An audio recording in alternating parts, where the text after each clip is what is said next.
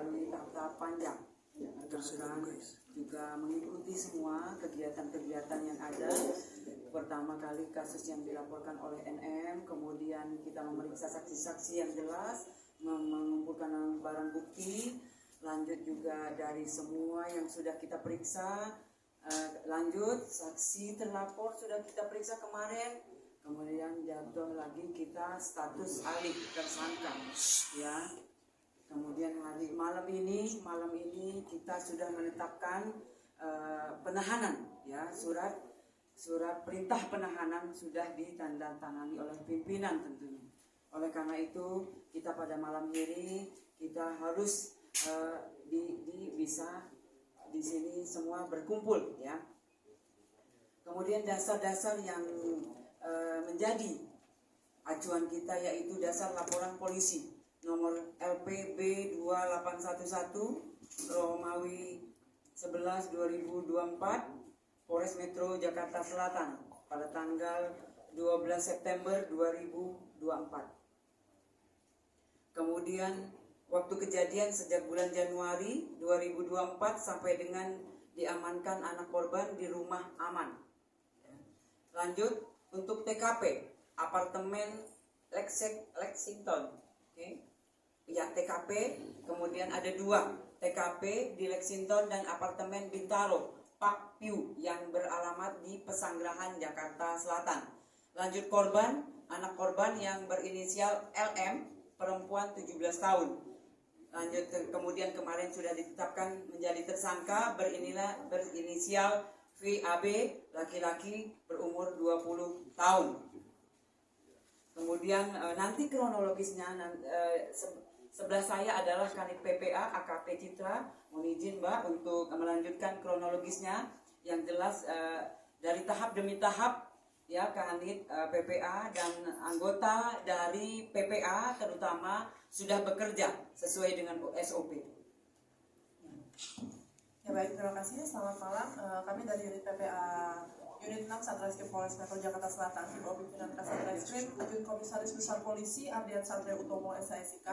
Kita berhasil melakukan penahanan terhadap tersangka tindak pidana persetubuhan dan atau pencabulan dan atau aborsi tidak sesuai ketentuan, ya, sebagaimana tadi dasarnya sudah disampaikan oleh Ibu Nurma. Kemudian adapun kronologis kejadiannya itu pada bulan Januari 2024. Pelapor yang bernama NM yang merupakan ibu korban menjelaskan bahwa anak korban LM berpacaran dengan terlapor VAB. Dan selama menjalin hubungan pacaran tersebut atas bujuk rayu tersangka yang menjelaskan akan bertanggung jawab serta menikahi anak korban, sehingga anak korban LM mau melakukan hubungan badan layaknya suami istri dengan tersangka VAB.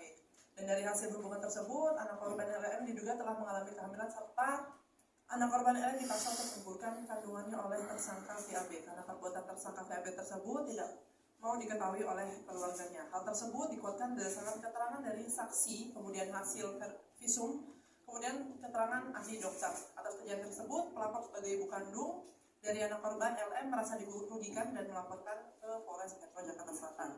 Untuk modus operandinya yaitu adalah relasi kuasa dan tipu daya. Kemudian barang buktinya yang sudah kami amankan yaitu adalah hasil pemeriksaan visum, kemudian keterangan saksi ahli, kemudian handphone milik saksi. Lalu tindakan yang sudah kami lakukan antara lain adalah melakukan pemeriksaan terhadap korban, kemudian pemeriksaan saksi dan saksi ahli, kemudian pemeriksaan terhadap tersangka, penyitaan terhadap barang bukti, kemudian kita berkoordinasi dengan Dinsos, UPT, PPA Provinsi DKI Jakarta untuk melakukan pendampingan konseling psikologis terhadap anak korban.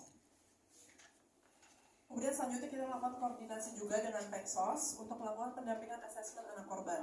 Kita juga sudah melakukan pemeriksaan laboratorium forensik digital, sudah melakukan uji lapor darah anak korban di Bareskrim Polri, kemudian melakukan pemeriksaan ahli forensik objin dari RSCM. Kemudian kita juga melakukan pemeriksaan ahli pidana. Lalu rencana tindak lanjut selanjutnya kita akan melakukan penyusunan berkas perkara, kemudian kita akan mengirimkan berkas tersebut ke JPU. Terima kasih Ibu Kanit PPA Polres Metro Jakarta Selatan. Mohon izin rekan-rekan, mungkin ada yang bisa ditanyakan. Ya. Ada beberapa kali juga persetubuhan yang dilakukan oleh PA. Untuk itu yang jelas sudah beberapa kali itu diduga, ya, diduga dilakukan oleh VA, untuk sementara ini masih kita semua kumpulkan, jelas untuk mengumpulkan semua barang bukti dan keterangan itu untuk melengkapi berkas yang ada. Ya. Ada lagi? Kemudian kalau dari keterangan Noli kemarin kan bahwa keterangannya beda sehingga yang membuat AKB jadi tersangka ini karena keterangan yang terbaru. Nah kalau betul keterangan apa sih sehingga disebut? Ya keterangan-keterangan yang itu pasti kita kumpulkan. Ya kemudian itu biarlah nanti kita jika memang sampai di pengadilan itu nanti dibuka. Ya, apakah keterangan yang pertama itu tidak dipakai atau seperti apa? Semua pasti kita kumpulkan. Yang jelas semua kita kumpulkan, kemudian kita jadikan satu, memperjelas kasus yang ada. Itu. Dan apa yang menyebabkan akhirnya Fadel ditetapkan sebagai tersangka sementara kan Fadel juga dimintain keterangan juga. Betul. Artinya apakah keterangan dari Fadel itu tetap dipertimbangkan atau gimana? Ya kembali lagi. Semua keterangan untuk memperjelas kasus yang ada pasti kita kumpulkan. Oleh karena itu alat bukti jelas dari keterangan saksi, kemudian dari keterangan ahli itu yang memperjelas. Ya itu. Ya apalagi ada lagi. Dan kondisi artinya Fadel saat ini seperti apa masa tahanannya sendiri?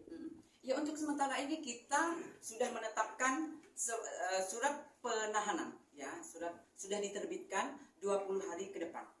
Ya Mbak ya. Nah itu yang dilakukan karena memang mengumpulkan semua menjadikan berkas, melengkapi berkas. Ya. Oke, mungkin kita bisa tanya kepada Bu, ancaman hukumannya Bu? Ancaman hukumannya Bu? Ya. Ancaman hukumannya?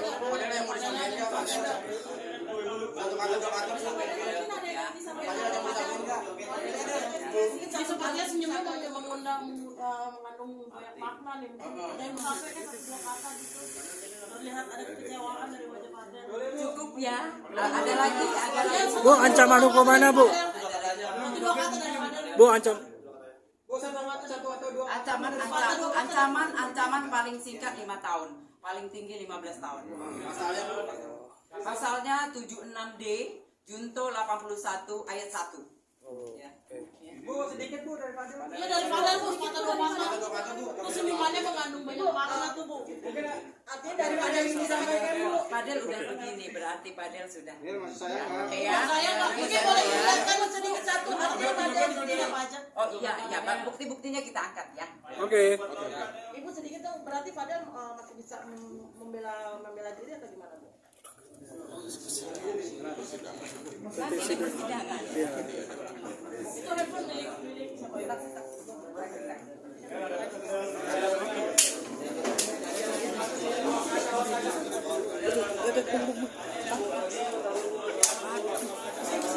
Ya, bisino.